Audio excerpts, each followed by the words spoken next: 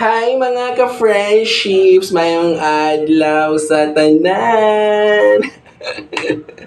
Mga ka-friendships, kamusta na kayong lahat? Welcome ulit dito sa ating channel. For today's video, mga ka-friendships, hindi muna tayo mamimigay ng mga palibreng fives. Pahinga muna tayo. Anyways, long weekend tayo for today's video. Kaya mga ka-friendships, nako, magsagot muna tayo ng katanungan ng isa sa mga ka-friendships natin na nag-send doon sa ating FB page sa Jinggula TV. Kaya hindi pa kayo nakapag-follow, naku, mag-follow na kayo at mag-subscribe dito sa channel.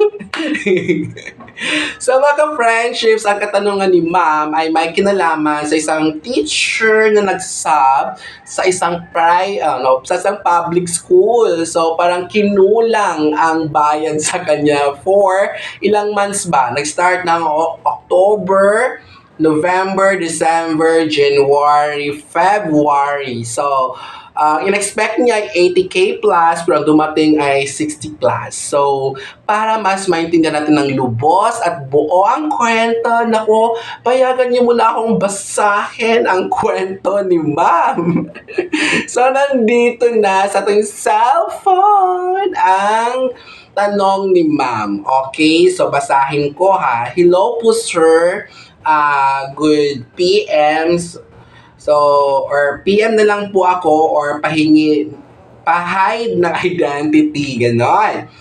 Ask ko lang po kasi nung pag-sub ko, 3 months siya, o 3 months maternity leave yung teacher. So, October to Feb. So, October, November, December, January, Feb. 3 months lang ba siya? Basta yung, kasi nag-start siya na October 26 to Feb 4. So, parang nangyari 3 months na siya competition. So, yung nakalagay, expected ko po na nasa 80K plus ang makukuha kasi ang nasa contract ay 27. Yes, 27K. Kasi kapag mag-sub po tayo sa mga ka-friendship sa public school, kahit master teacher po yung nag-leave, ang magiging salary grade or SG natin kapantay ang T1, 27. Tapos wala kayong benefits, ha? Hindi kasama yan sa sa mga bonus, hindi kasama yung mga 30 yung bonus sa mid-school year, ganon. So, wala yon. At wala kayong deduction din kasi buong-buo yan. Wala kayong pag-ibig, wala kayong GIS, walang PhilHealth. Kasi nga, buo ang makukuha niya. Walang deduction yon. Hindi katulad sa aming mga regular, yes, may bonus nga, pero ang 27 na yan ay nasa 24, 23 lang matitira. Oh. Pero katulad sa akin, sagad na sagad sa loan. My Lord, goodness, ang natira ko na lang ay 6 plus. Hatiin yun, 3 plus na lang quincenas. Ganun yun. So, basahin natin. So, pero ang nakuha ko ay 66K po. So, nag-asa ko bakit po ganon. Ang sabi dami daw kasing holidays nung December at di daw same ang sahod sa regular teacher kasi sub. Ako kaya pag December bawas din ako ganon. Ganon po ba talaga yon? Salamat, sir. Alright, so nabasa na natin lagad ang cellphone para masagot natin ng maayos ang katanungan ni ma'am. So, hindi na natin i-reveal ang pangalan naman kasi nga siya nakiusap na pa-hide ng identity niya, gano'n. So, gawin natin content na lang dito. Baka malay mo, mag-sub ka din katulad kay ma'am. Ganito kasi yan mga friendships. Kapag kasi mag-sub tayo, alam kong may content na ako nito. Paulit-ulit na lang tayo nito. May mga similar videos na ako nito eh. May marami nagtanong na ganito. Mayroon ako ng mga videos na kung mag-sub tayo, anong dapat makukuha, anong mga dapat gawin, ano-ano yung mga ganon, no? Diba?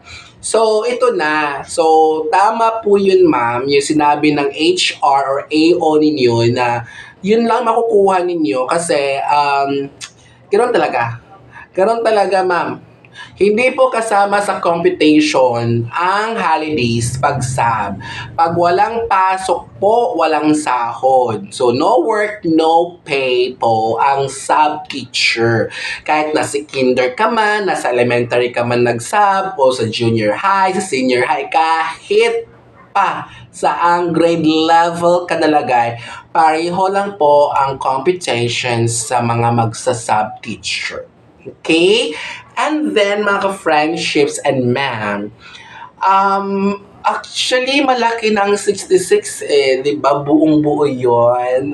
Buong buo talaga yun. Tapos, nako, ang sarap na ng buo nakuha mo, no? Buo nakuha. Sarap nun, sarap. So, ito na nga, sa mga magsasab, dapat alam ninyo ang mga rights ninyo, karapatan ninyo.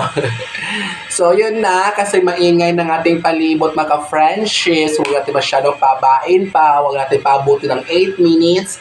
Basta tama ang ginawa ng EO or HR. So, kung meron kayong mga katanungan pa, naku, mag-comment lang kayo. I-stop na natin maingay ng ating palibot. O, maingay na? Hindi. Maingay pa nga. So that's all. See you in the next video.